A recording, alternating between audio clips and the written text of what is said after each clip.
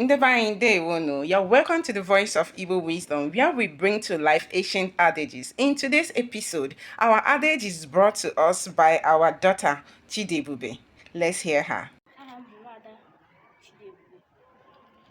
Ilu bụ ife ndị Igbo ji eri okwu. Ụkwara oge ya ọ daa.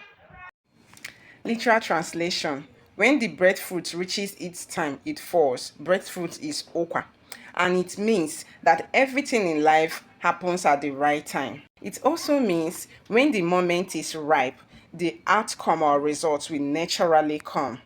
So, some deeper interpretation of this adage teaches patience, timing, and trust in the process. Just as breadfruit doesn't fall until it's matured, some blessings, opportunities, and achievements take time to manifest. So, some of the moral lesson in this adage is that be patient, be consistent, and your time will come. Don't force things before their season, and good things come with waiting and preparation. Thank you for watching. Please do like and subscribe. Bye.